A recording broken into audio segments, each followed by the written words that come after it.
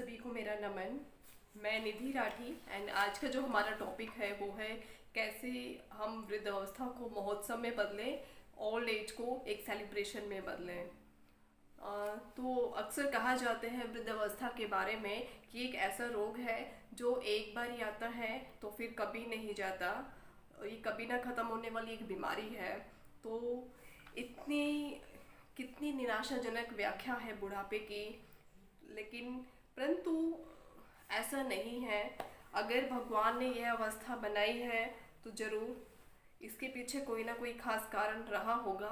और जो नेचर है हमें इस जो ये खूबसूरत गिफ्ट है नेचर का, वो हमें जीवन के आखिरी पड़ाव में थमाती है नेचर, तो ज़रूर इसके पीछे कोई कारण भी रहा होगा। तो आइए हम उसी के बारे में आज बात करेंगे। तो फर्स्ट अगर हम ओल्ड एज की बात करें, वृद्धावस्था की बात करें, क्या है बुढ़ापा, तो हम देखते हैं कि जो हमारा शरीर है, जिस बॉडी में हम रह रहे हैं, वो बहुत सारे फैक्टर्स पे डिपेंड करता है। तो अर्थ पे हम रह रहे हैं तो डेफिनेटली जो हमारा जो टाइम है, समय है, वो हमारी बॉडी को रेगुलेट कर रहा है। तो समय के साथ साथ जो हमारी बॉडी के जो न्यू सेल्स जनरेट स्लो हो जाते हैं, और जो ग्लैंड सीक्रेशन है वो भी स्लो हो जाता है। एंड जो डाइजेस्टिव सिस्टम है वो भी, उसकी जो वर्किंग है वो भी स्लो हो जाती है।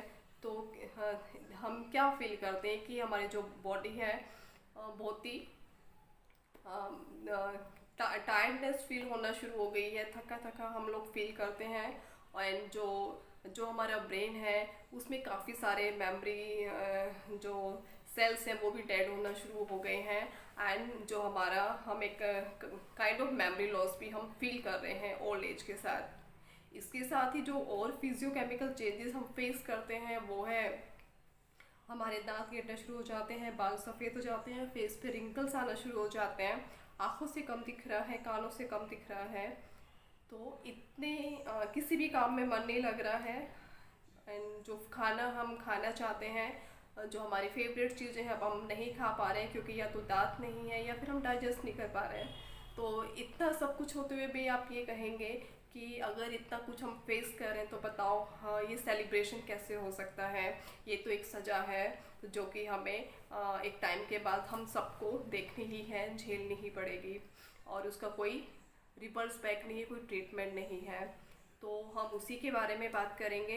अ, अगर हम अगर हम इसी को, ओल्ड एज को, योग से जोड़कर देखते हैं, तो योग में कहा जाता है कि और हाई स्टेजेस पे आने के लिए जो हमारे सामने हर्डल्स हैं वो है हमारी 5 तन मात्राएं, जैसे कि आँख, कान, नाक, स्किन, जीभ। तो ये सब 5 तन मात्राएं हैं जो हमें बार बार खींच कर लेके जाती हैं सांसारिक चीज़ों में। एंड हमारा जो ब्रेन है, माइंड है, वो हमेशा डिस्ट्रैक्ट रहता है। तो नेचर ने क्या किया हमारे लिए, जैसे जैसे हमारी एज बढ़ी है तो उन सब की जो पावर है वो ऑटोमेटिकली कम हो गई है। अब हमें कानों से कम सुनाई देता है, आँखों से कम दिखाई देता है।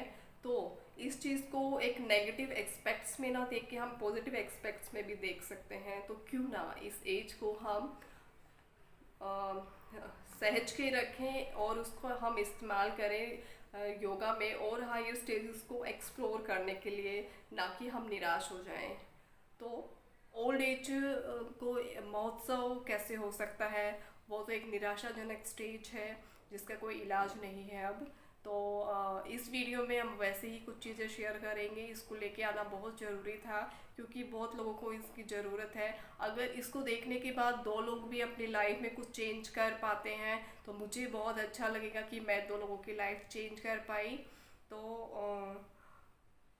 जब अपनी बात रखने से पहले मैं एक शख्स के बारे में ज़रूर बात करना चाहूँगी जिनको देख के मुझे इंस्पिरेशन मिली ये वीडियो बनाने की। एंड आज से कुछ टाइम पहले ही मुझे सुरेंद्र दादी से मेरा मिलना हुआ था। वो 78 ईयर्स की एज में है।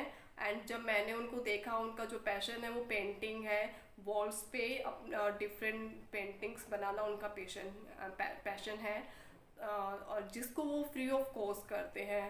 तो उसके लिए वो आसपास की स्कूल्स में जाके या शॉपिंग मॉल्स में जाके वो बस रिक्वेस्ट करते हैं कि क्या मैं यहाँ पेंट कर सकता हूँ। अगर उनको परमिशन मिलती है तो वहाँ से उनको पेंट ब्रश और पेंट लेके वो बहुत सुंदर सुंदर पेंटिंग्स करते हैं। तो जब मेरी उनसे बात हुई तो मैंने उनसे पूछा कि आप ऐसा क्यों करते हैं, वो भी फ्री ऑफ कॉस्ट। तो उन्होंने मुझे बताया कि फर्स्ट ऑफ ऑल तो जो पेंटिंग है वो मेरा पैशन है, एंड इसी बहाने क्यों मुझे फ्री में पेंट और ब्रश मिल जाते हैं, एंड न्यू स्पेसेस मैं एक्सप्लोर करता हूँ, न्यू स्पेसेस मुझे मिल जाते हैं क्योंकि मुझे तो रोज़ ही नए स्पेस चाहिए पेंट करने के लिए।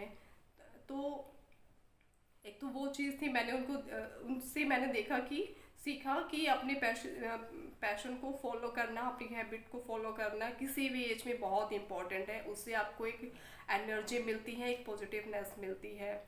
साथ ही जब मैंने उनसे और बातें की तो उनसे मुझे जानने को मिला, वो हमारे सिटी में नए थे, जस्ट घूमने आए थे। तो मैंने पूछा कि आपने यहाँ पे और क्या क्या एक्सप्लोर किया, क्योंकि जर्नली हम जब लोग किसी भी शहर में जाते हैं तो उसके नए नए प्लेसेस को एक्सप्लोर करना हमारी अंदर से डिज़ायर होती है।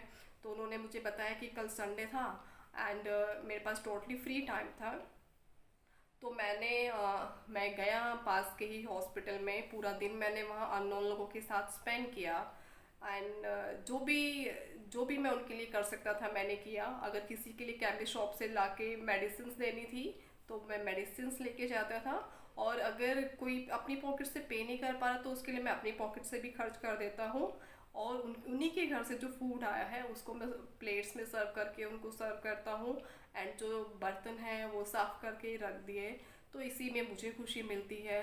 तो और मेरा जो पूरा दिन था वो बहुत अच्छे से स्पेंड हुआ। तो इस चीज़ ने मुझे बहुत अमेज़ किया। उन्होंने मुझे एक बहुत इम्पोर्टेंट बात बताई कि जनरली मैं क्या देखता हूँ कि लोग पार्कों में बैठे हुए हैं, कुछ सोचे जा रहे हैं, कहीं गुम हैं अपने आप में ही, उन्हें समझ ही नहीं आता कि क्या करना चाहिए। लेकिन मुझे नहीं लगता कि ये एज इस तरीके से वेस्ट करने की है। तो सभी लोगों को काम करना चाहिए जितना भी उनकी बॉडी उनको अलाउ करती है। आपको सिंगिंग आती है तो आप सिंगिंग सिखाओ, डांस आते हैं डांस सिखाओ, या जो भी आपके अंदर कला है उसको और लोगों तक लेके जाओ। उसको अपने तक ही मत रखो, कोई भी चीज़ हो सकती है। तो इसी चीज़ को मैं सभी लोगों के साथ शेयर करना चाहूँगी कि इसे जो एक ये एज है, ये गिफ्ट ऑफ गॉड है, तो इसको ऐसे ही वेस्ट ना जाने दें, उसको कहीं प्रॉपर यूज़ करें, एंड ये आपको बहुत इंटरनल खुशी देगी, और जिसकी कोई हाँ एक जिसको मैं बोलूँगी कि उसका कोई और इक्विवेलेंट खुशी हो ही नहीं सकती। सेकेंडली जब हम बात करेंगे योगा की, तो जो हमारे इसको एंजॉय करने के लिए हमें एक हेल्दी शरीर की भी आवश्यकता है।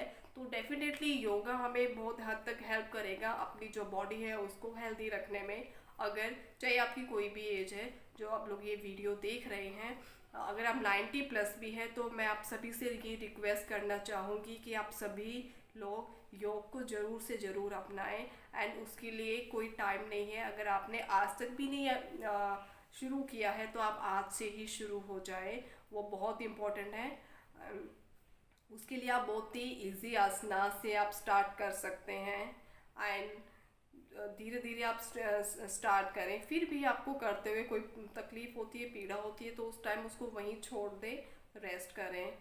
और सेकेंडरी आप अपने जो लाइफस्टाइल है उसमें ब्रीदिंग एक्सरसाइज को ज़रूर जोड़ें। ब्रीदिंग में हम कपालभाति प्राणायाम,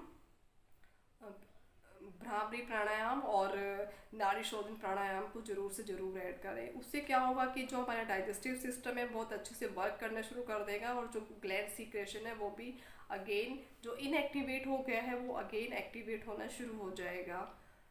साथ ही जो पार्ट 2 वीडियो होगा, मैं डेफिनेटली कुछ आसनास आप लोगों के लिए लेके आ रही हूँ जो कि हम हर एज में कर सकते हैं, चाहे वो चेयर योगा हो या मैट पे, हम जितना भी कर सकते हैं हम ज़रूर कर पाएँ। सो थैंक यू ऑल, धन्यवाद, ऑलवेज स्टे ब्लेस्ड।